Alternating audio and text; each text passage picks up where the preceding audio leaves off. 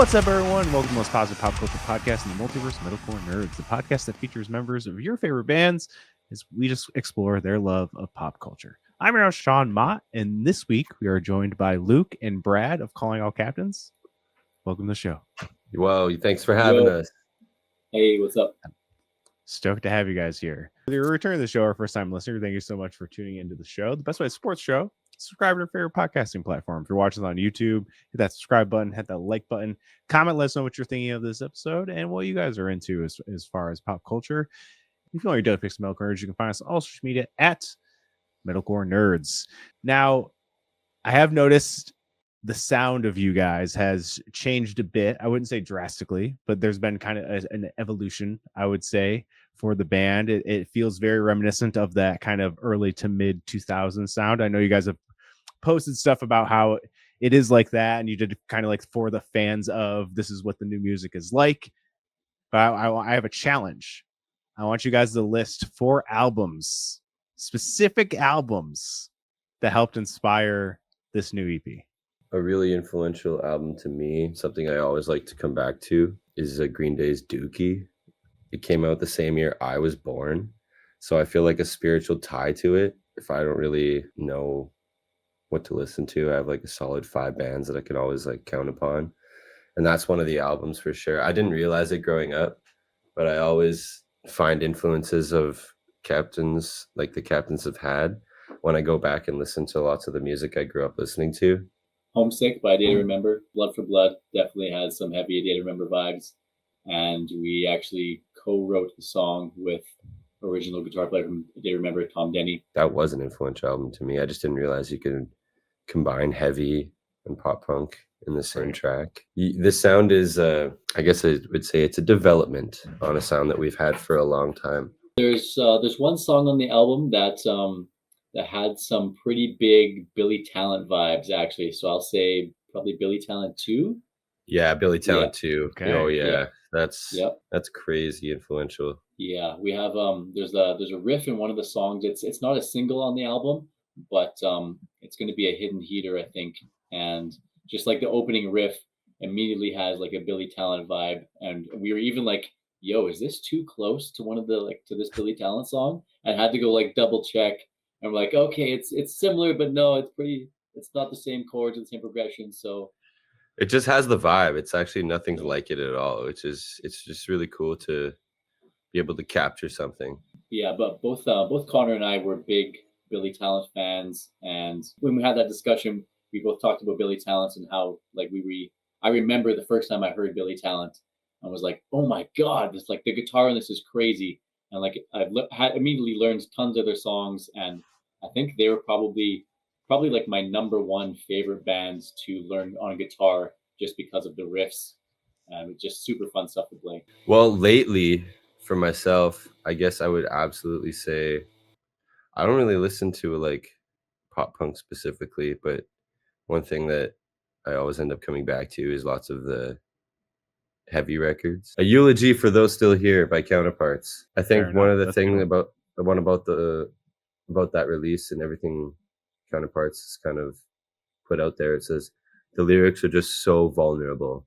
They're so brutally like honest with their own life. And I think that's one thing about this EP. We've kind of, especially me, I've kind of delved in a bit more onto like the darker aspects, a lot more vulnerability in this record. I think at least, there's like lots of themes that kind of go above and beyond what a typical sad boy pop punk song would have. So I think that's really important in the way that we've evolved writing. I think it comes with getting older and growing up. I think, at least for me too, the older I've gotten, the more vulnerable I've been in life in general, or whether it's on here or whatever, how I connect to music and pop culture. It's just, we all kind of get there, and it's the more you understand how your brain works and how these emotions are supposed to feel, the easier it is to talk about them. So that's cool. I love that. And I love the singles I've heard. I love the news. I'm like I grew up like same time as you guys. So it's the early 2000s vibe that's my shit. And most bands are kind of in that. It's all a big circle. And a lot of bands are embracing that sound again, or just new bands coming out that sound like that. And I love it. I'm so stoked about it. So no complaints here. I'm about it. Yeah, I'm ready for that to come back. It's time for another alternative music resurgence, like 2000 style. I think we're here already. You know what I mean? It's a lot of the baggy pants are coming back. It's so close. Shout out Orthodox, sponsored by Jinko. It's real. They're massive big baggy pants band is Orthodox. Yeah. I've traded in all of my skinny jeans for baggy pants too. So I'm Brad's gonna. I'm half and half. No. Brad and Connor are the final ones. I'm trying to get them to move all like 3 years ago we'd all be in skinny jeans. Then I bought chinos.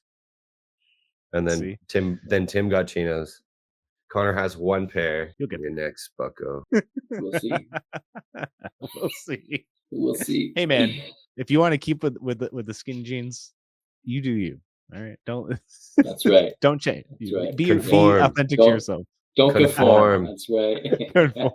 Conform. It's the most punk thing you can do. Yes. I want to move into the pop culture stuff a little bit, but I want to start at the beginning for both of you guys.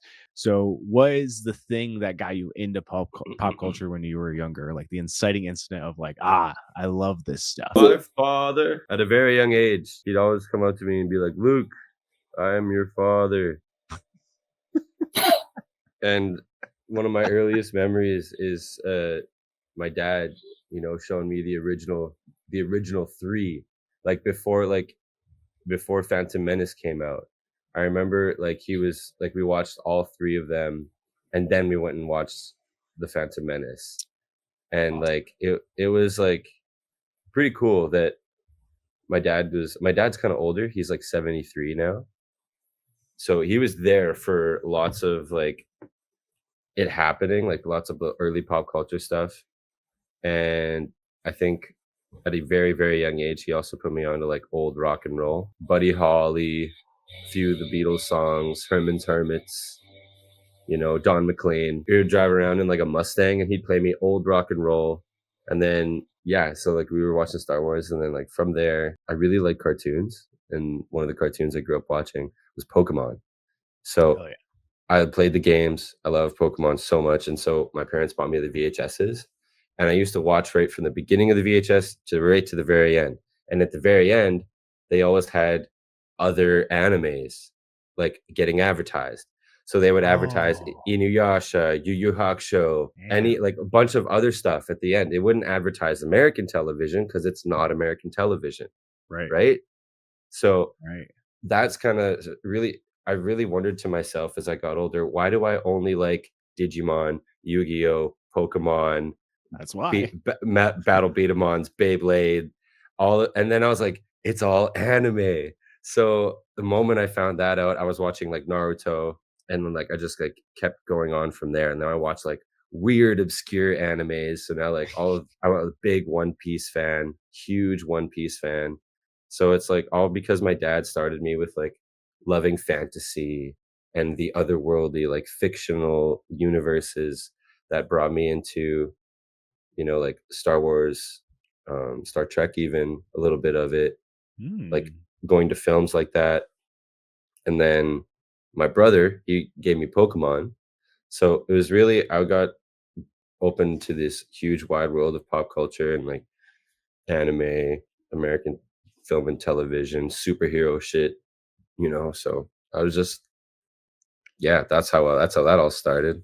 And now I'm a huge anime nerd, and it's terrible. Did you play the Pokemon trading card game for Game Boy? I did. Actually, that was one of my top number one Game Boy games. And yes, I love that when I was a kid. And I feel like it's like a weird, like it's almost like a memory in my brain where I'm like, did I really play a game where you're playing a trading card game inside of a video game? And I'm like, I did do that.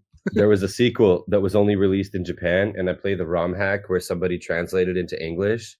And it's so sick. It's so sick. That's crazy. I know. Oh, shit. People got time. Right. What about you? Pretty similar for me, actually. Like mine would have all been friends and family. I remember I had some older cousins that got me into my first music that wasn't, what I heard my parents playing growing up. I remember my cousins showing me like Limp Bizkit and Backstreet Boys and stuff like that for the first time, and just like, like making that discovery that all music wasn't just like country music that my parents listened to. I had like a cool uncle that was a musician. He passed away a couple of years ago, but he got me into like video games and music stuff, and I had some like just friends and family that I remember being young, and we go for sleepovers or stay at their house, and they had like movie collections wall to wall of VHSs, right? And you just there's an infinite amount of movies to pick from. So lots of that stuff really helped get me into pop culture. Is there any movies in particular or video games you remember from your kid that was your favorites when you were younger? I first started with like PC games, and some of my first games were like StarCraft. I think was probably my first PC game, and from there I got into Diablo. Did one of your like older relatives have Duck Hunt? Dude, yeah, I remember playing Duck Hunt as a kid, with like the gun and everything. Yeah. Oh yeah. Like that was like I remember going to my auntie's place, and like my older cousin had like Duck Hunt, and I thought that was like the craziest thing I've ever seen. I was like, what? Arcade at home. Yeah. Yes. Yeah. Dude, I remember like making the switch from 2D to 3D, like when N64 first came out, and that was the craziest thing, was you could play Super Mario in 3D now. Right. That was crazy. That's wild to think about. From 16-bit to 30, from 16-bit to 64. That's crazy. Yeah. It's cool that like a lot of people had parents that were like, yeah, play this weird thing that like doesn't really make sense to anyone, especially at that time. You know what I mean? People were handing over like handhold video game systems to kids and just being like, yeah, go do whatever. So shout out to parents to let their kids do kind of weird shit.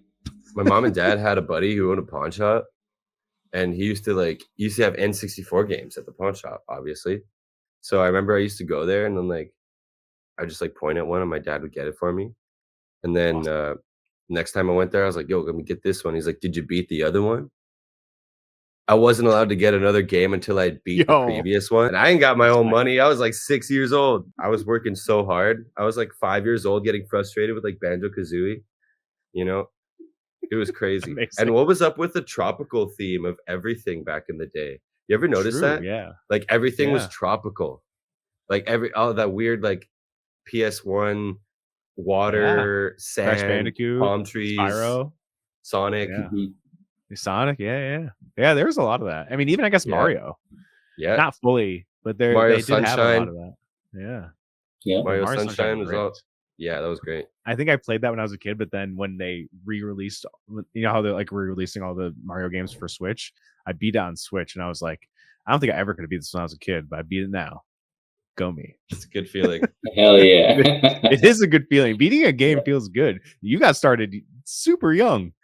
I think the only games I beat when I was younger was Pokemon. I was playing a game when I was playing Pokemon Yellow when I was 4 years old.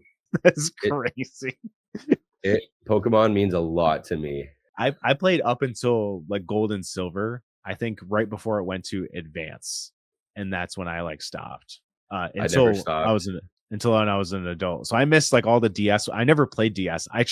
My wife got a DS like a few years ago, and I tried to play it, and I felt like the oldest motherfucker ever, because I was like, how the fuck does this thing work? I was like, what the fuck is this? Do you have a Nintendo didn't even Switch? know how to work it. Oh yeah. I've played like a few of the ones. I played Sword and Shield. I played obviously like the Let's Go Eevee, which is basically the OGs on steroids. I had Eevee and then the 3 starters and then whoever else. It didn't matter. I was It didn't matter. Yeah, I was unbeatable. Like you could not beat me. I was unstoppable. When you have a lineup like that, it doesn't matter. You're just there's no one beating you. It almost became too easy. I think I played like Arceus 2. I kind of fell off on those two. So many came out for Switch that I was like, I can't even keep up with this. I know. I keep buying them. Lost in the sauce. They release like 2 or 3 a year. It's crazy. They release one every 2 years, 3 years. It's just such an in-depth game. And it's one thing is that they do the side games. The main games come out like every 3-4 years. But then they do like Let's Go Pikachu, Let's Go Eevee, or Legends Arceus, the new Legends ZA now. I'm playing that one. Yeah. And now the Pokemon started to do DLC. Give me a break. I think I downloaded one of the DLCs and I never played it. I downloaded it and then just didn't play. I also have a problem when it's like a game, even if it's after you beat it, you can go and do more stuff. Usually when I beat it, I'm just like, I don't care, I beat it.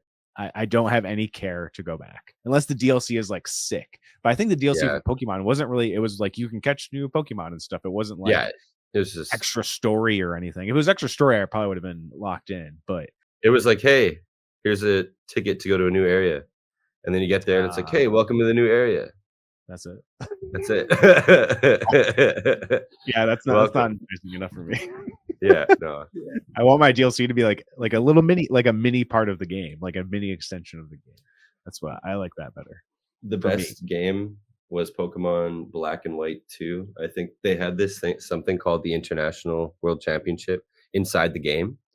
And you got to play as your character in the game, but you would fight the past characters from the previous games in teams that you probably would have had, because it would be you'd fight Red from Pokemon Golden or like Red and Blue, then you would fight Gold from Silver, like Gold and Silver, and then you'd fight Brendan from Hoenn from the Ruby and Sapphire, and then it would go, and then like this was the 5th generation, and then you'd fight the champions of those regions, and then you'd fight the rivals of those regions. It was like it was like a culmination of everything Pokemon at that time. And then when they went to Generation 6, forgot all of that, and they just like basically started from scratch. Are they going to remake those, or is that X and Y or something I'm thinking of? That right now, Legends ZA is like the continuation of X and Y, set like it's set like a few years later. I do want to know what you guys are kind of like watching now. What do you? I'm guessing Luke's gonna be a whole lot of anime. I mean, that's the thing. Brad, go first. I'm sure he has shows with like real people in them. Yeah, I'm kind of like making my way just through like random series on one of my 17 different streaming platform subscriptions. So, I just did Yellowstone was really sick. I really like that series.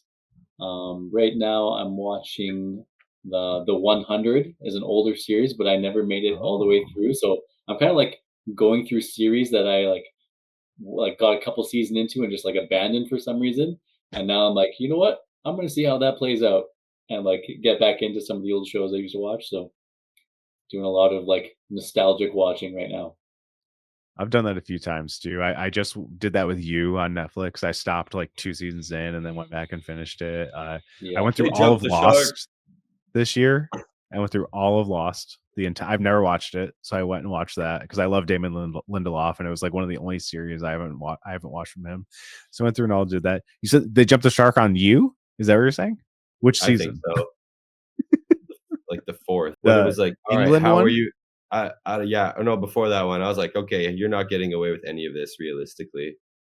Oh no, yeah. I mean, and there's times where I was like, my wife like sort of paid attention while she was like reading on the couch next to me, and I would be like, "There's no way." I was like, "There's no way he's getting away with exactly. This." I'm like, exactly. He's not wearing gloves right now. He's in there like doing whatever. I'm like, come on. But it's like I kind of forgive it because it is obviously, you know, I try to be like, it's told by an unreliable narrator who thinks he's the hero, and he's like the biggest fucking piece of shit ever. And I try to like be like, okay, let's just ignore it. And then they do stuff that's like kind of smart and they like explain it away, and you're like, yeah, that makes sense, I guess. So that makes sense. I think that's what makes it more frustrating is that they do explain things sometimes and they do have them cover it up, and things you're like, oh yeah, I guess that makes sense if it's, you know, not the real world. And then, you know, like after season 4, when the end of season 4 into season 5, I'm like, yeah, that makes sense because that happens for real. It's like that shit happens for real. Money and power can make anything disappear. So I was like, that's fine. That can make sense. But I get what you mean. It did come to a point. There was 2 twists, one in each season 4 and season 5 that like saved the series for me. When he had the kid, I was like, there's no way. I was like, nah, this ain't going to work. I'm out. They explain the kid thing, and then the kid comes back. It's kind of sad. It made me sad, to be honest. Terrible. I mean, Not in like a they did it bad, but I felt bad for the kid.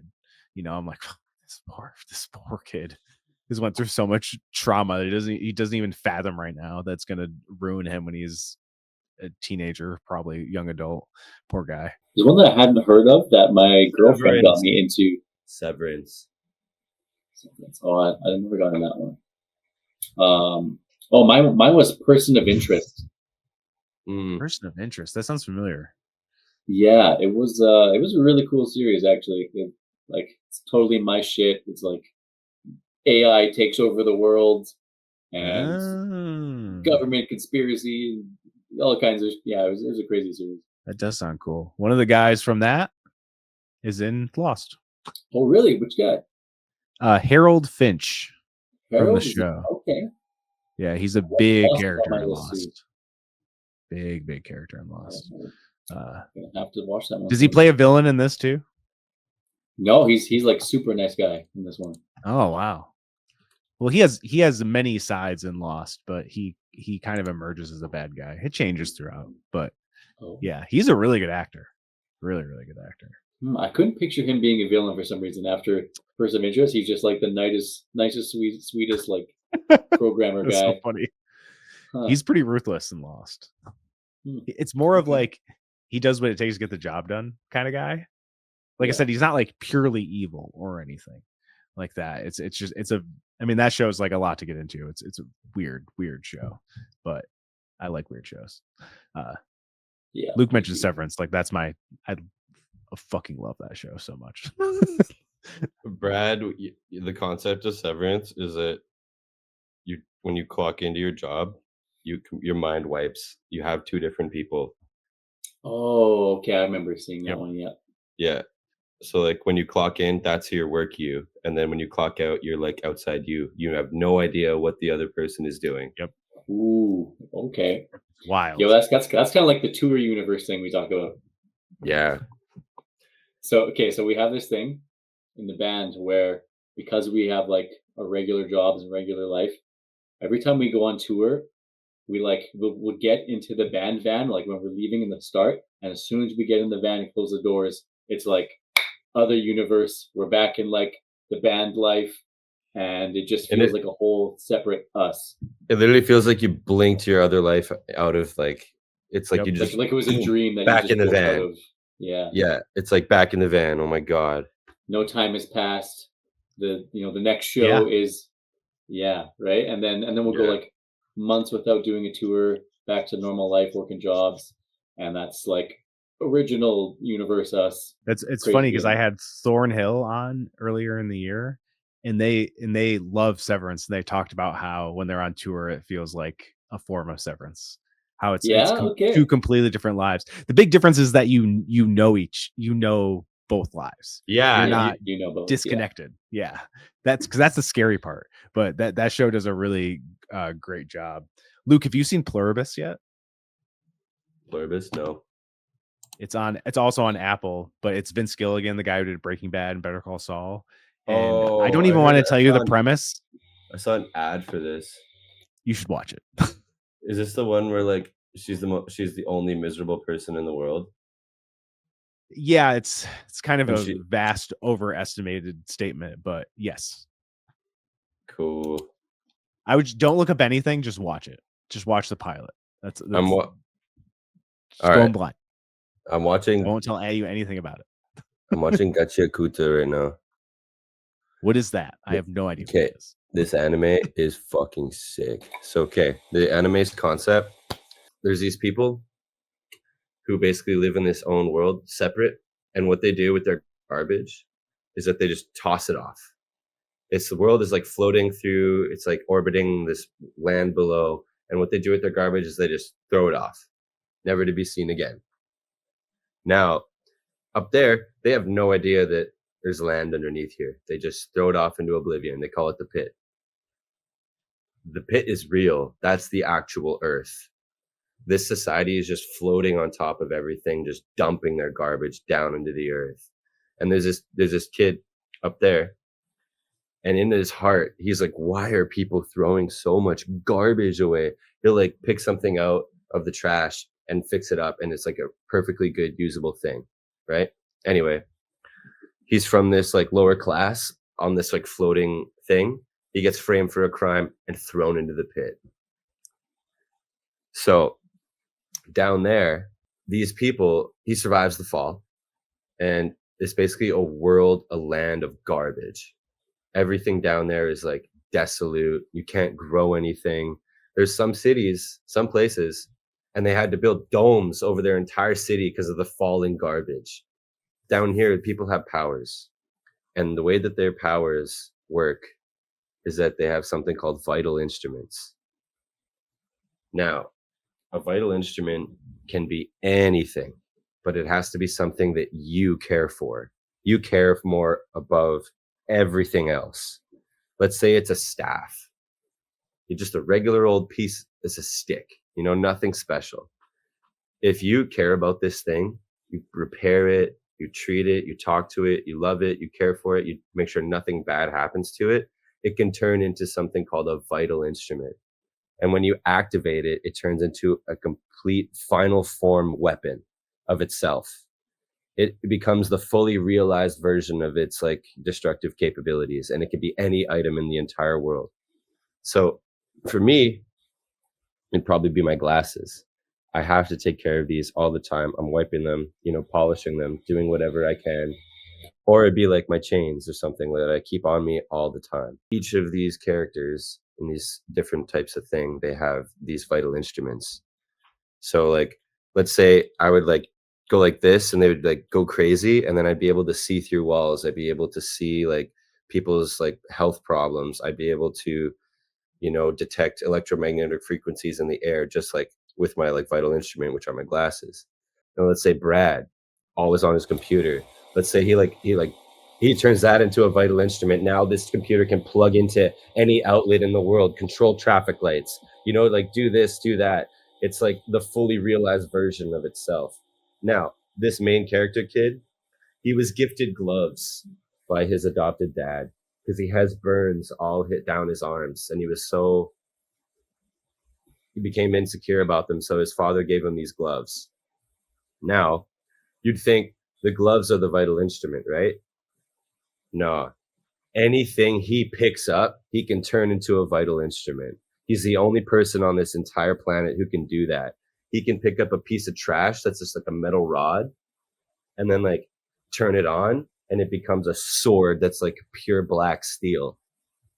And it's like, and now you have to watch this kid, like he's getting hunted down for these gloves by like all these, and then some other people are trying to save him. It's crazy. And it's like 24 episodes long right now. It's airing on Crunchyroll. And I think about that all. I think about that all the time. I'm like, man, what would my vital instrument be? Damn, what was that called again? Gachiakuta. Gachiakuta. It's one of the only animes ever that hired an actual graffiti artist to do all of like the dystopian art all across. Like, so like it's real graffiti. It's not like some artist somewhere is like, oh, graffiti looks like this. No, this is a real graffiti artist basically doing the entire landscape. Like the manga artist drew the buildings and then handed it to the graffiti artist to like fuck it up. Wow. That's so fucking cool. And Pale Dusk, the metalcore band does the intro. Yeah, it's fucking sick. The episode that just came out, I had the dude from Windwalkers on, and we were talking about anime, like metalcore anime intros, and how he's like, that's such a goal. He's like, I want one of our songs to be an anime intro. Like Mashal. Like, yes. You ever heard of Mashal? Yes, I have heard of it. I haven't watched it, but I've definitely heard of it. Okay, Mashal is a crazy anime. It's so funny. This whole world is built out of magic. Everything is magic. Everybody can do magic, except this dude. But he thinks he can do magic, but it's all fists. And like, he'll be like wind blast, punch. He has no magic, but he punches so hard, he creates an entire wind force. So in his head, he thinks he has magic, but he's just so overly powered. His muscles are like, yeah, it's crazy. It's one of the coolest concepts. It's like, he's like lightning speed spell, but he's just moving so fast. I know one of my friend Joe like loves that anime. Loves anime. He speaks very highly of it. So that tracks. Yeah, that is a great concept. It is a super super fun concept. I just started watching this one last night called "May I Ask for One Final Thing," and it's about this noblewoman. She's set to be married to this dude, and then like the day of their like wedding or whatever, he's like the engagement is off, and she's like, "Oh, really?" Because she's like been abused by him for like since they were born. They were fated to be married as kids, and now that they've grown older, he's like, "I don't want you anymore," and she's like, "Okay, great." So she like puts on her like fucking brass knuckle gloves, and she's like, "Since I have no connection to you, I have no worries about beating the absolute shit out of you, right?" And just punches him right in the fucking face, beats up the mistress, and then all of the noblemen are like slave owners. They're illegal. They deal drugs. They deal arms to like the terrorist groups. They're bad people. She beats up everybody.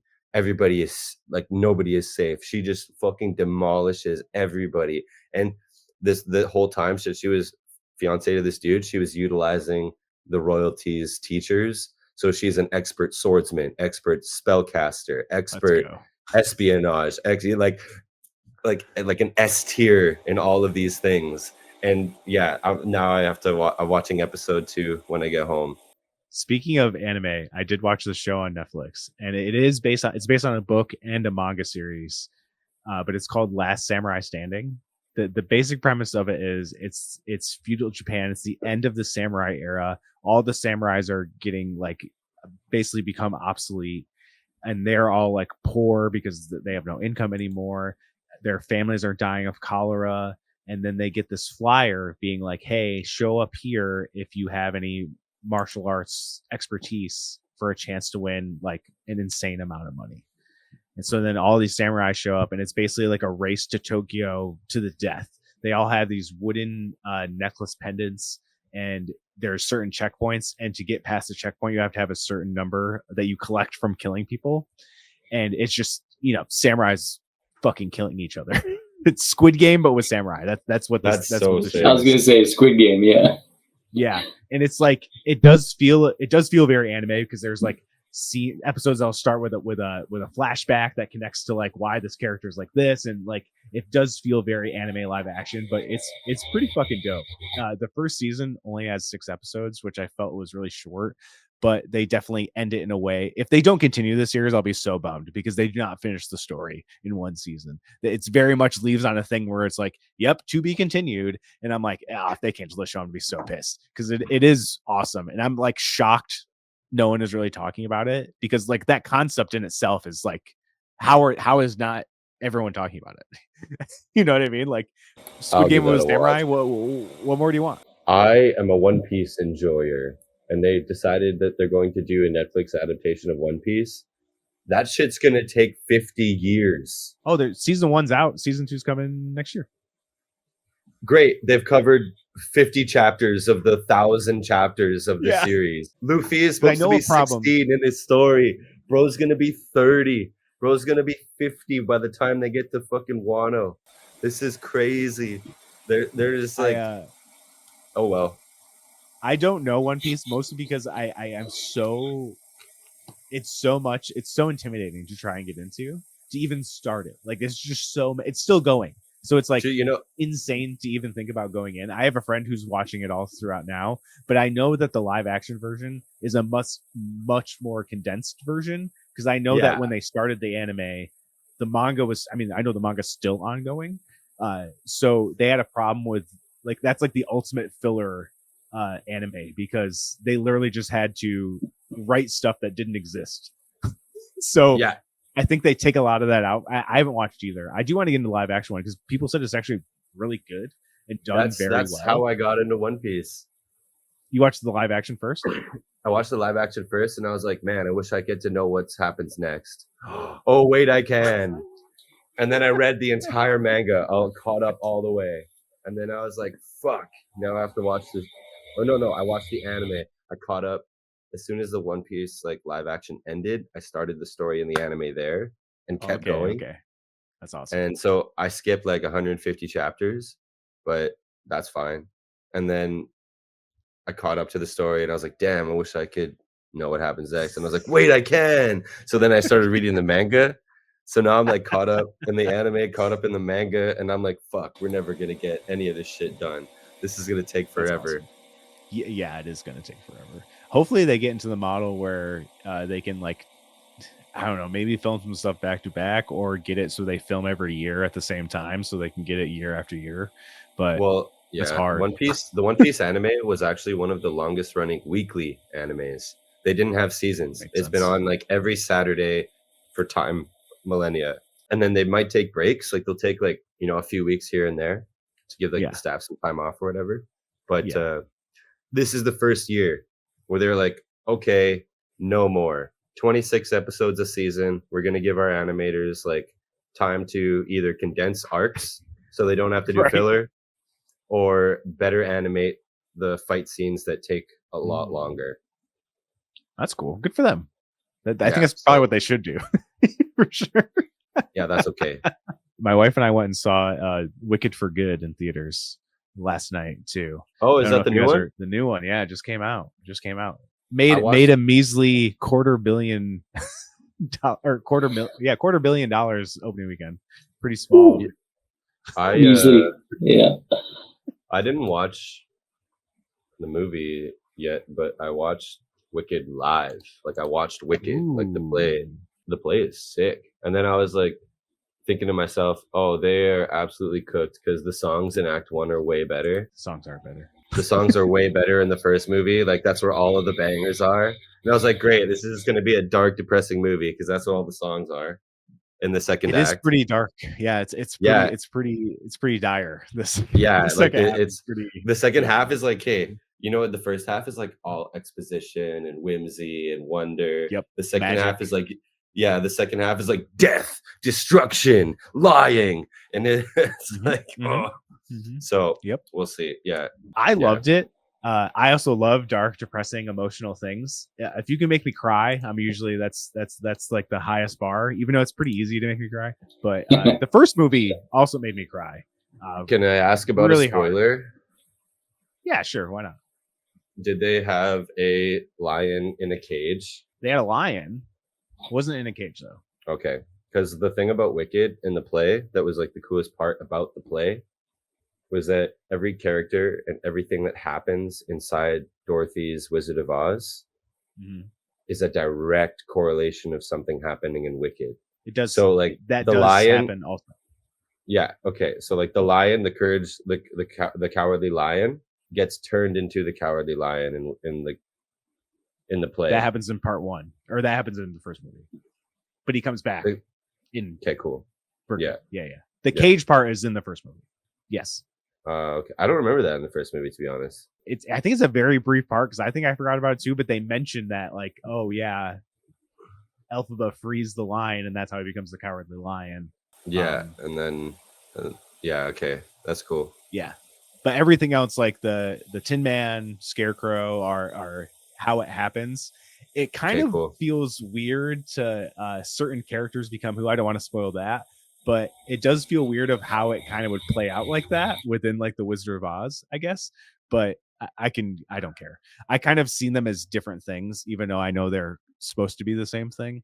And also they don't show Dorothy's face at all. So they never do in the play either. Which I think is smart. You don't need to. Everyone knows who Dorothy is. They say her name, like you don't need it. You don't need that. That's not the story. The story is about Glinda and Elphaba. That's the story. The Wicked is like the Rogue One to the Star Wars series. It's pretty brutal. Pretty much there's a scene where it ends up being Glinda and Elphaba near the end, and that like whole section I was just in tears.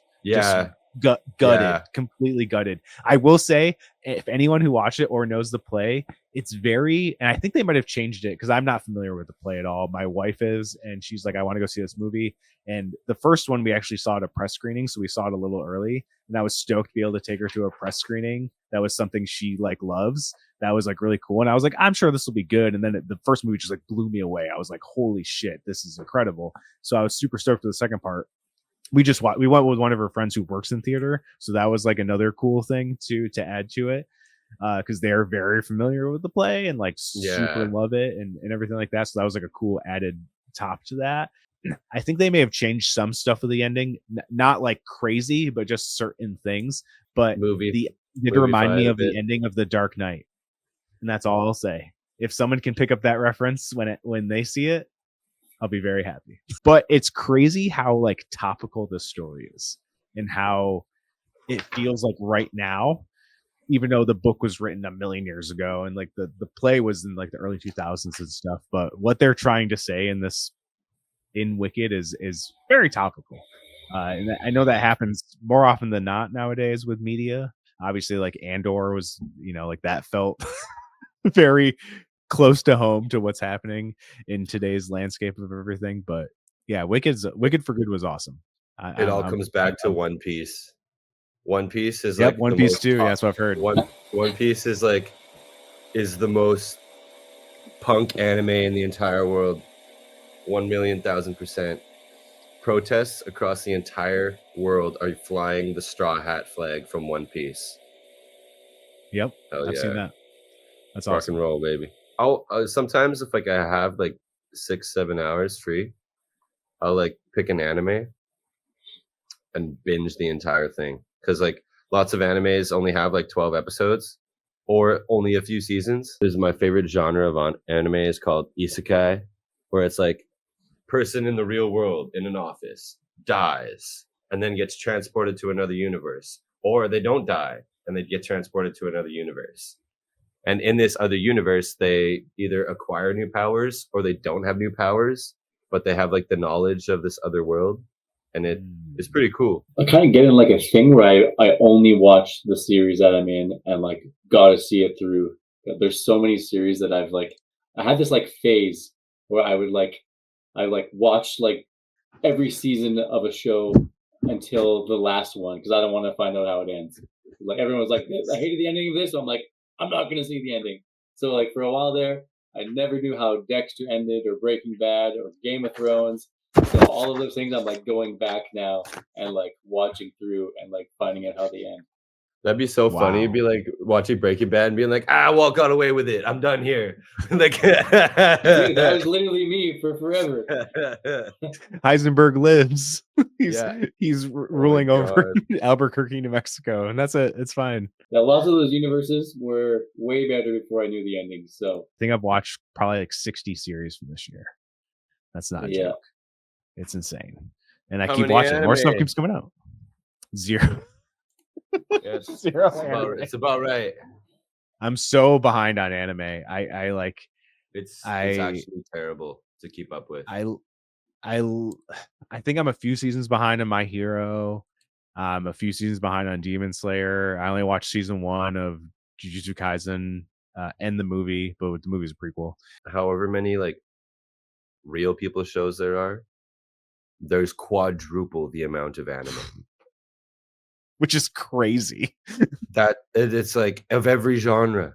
You want to watch an anime about a dude doing nothing? They have that, and they got 30 of them. You want an episode? You want Sailor Moon clones? Holy shit! Buckle up. There's like 200 of them. You want an anime about cute little monsters with an adventure? Oh, buddy, strap in. I had a conversation about this because like my best friend Connor plays guitar, sings in the band. He hates animated shows. He loves real people things. He loves like things that could realistically happen. Like he loved Breaking Bad, loved Yellowstone, 1986 or 1886 or whatever. Whatever, like, all of those styles of shows. Like it's like nonfiction in reality, but it's a fictional story. Like likes that shit. I like fantasy. I love like big grand concepts. And I find when you do those in live action, it more often than not can look super corny, or they just don't do it right, or it's like you don't have the budget to do full Star Wars universe, like CGI, practical effects. The work that has to get put in just for a few episodes of One Piece live action is, multi-millions of dollars just to get these people to look correct, the set to look right. But in an anime or cartoon, bro can just draw it. And I think that's what I really like, is that there's so many stories that you can tell through an animated medium that would just be impossible if you had to have real people on a camera. Oh yeah. So I think that's why I like it. Yeah, that's why I love keep anime. talking about doing, you know, like a Naruto movie or trying Dragon Ball Z again. And I'm like, why? Just don't. You don't need to. Just don't. What It's too hard to pull that. Oh, there's a My Hero live action movie coming to Netflix, and I'm like, how are they going to pull that off? That's like an Avengers level budget movie, like for real. They did. That movie's gonna be so expensive. Same thing with One Piece though, and they're managing to do it. Like, how are they going to pull off how All Might looks? Like Weekend All Might? Like, how are they going to make that work? I can't envision it in my head until they show me, I guess, what they got cooking. But for me, I'm like, man, that's a lot, because My Hero is pretty wild. Yeah, pretty wild. There's a character in One Piece called Smoker. Smokes 2 cigars, all like, and his power is like turning into smoke. But then I saw the teaser of him like pulling up 2 cigars, and I was like, oh, you know what? They can do it. It like all of it. I think there is a certain like Marvelification where things had to be grounded. They had to be like semi-realistic. Right. You know? We're getting away from that now. I think forget that. We are obviously in a universe or like story that's not going to be really realistic. Yeah. So why are we going to try to lie to the audience? Yeah. Well, Luke, Brad, thank you guys for joining me today, talking some nerd stuff. Hey, thanks for having us. Yeah, thank you. I love nerd stuff. I can tell, and I love chatting with you about it. It was good stuff. I like hearing about new stuff too that I don't know. That one anime sounds sick. I want to watch that. It's so sick. It's like my favorite right now. There's also another one, Don the Don. You ever heard of that? I have heard of that one. I know it's very popular right now. Yeah, Don the Don's really good. One of the guitar players of Pale Dusk is the producer on not one of the themes for Don the Don, not the main one that got popular, but another one. I don't know. It's pretty cool. But yeah, like he does other work in other animes too. It's not like just Pale Dusk stuff. Damn. Good for him. That's sick. Yeah.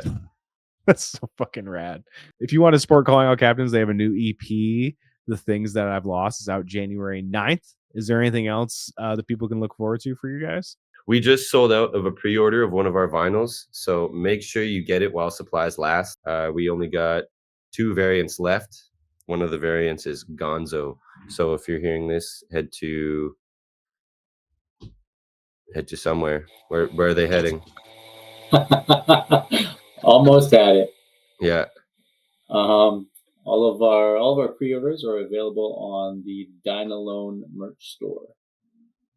Cool. Yeah. I'll make sure and link it down below so you can go click it there, and you don't have to search it on Google and fight your way to find it. Yeah. Just go down below, click it, pre-order the record, listen to it when it comes out January 9th. They have 2 singles out right now that you can go check out that I think are fucking rad. And if you want to follow the podcast, go to metalcore.com. All our links are in there. If you want to follow me on my personal account, it's just @SeanXMod on Instagram and Twitter. Until next time, see you later, nerds.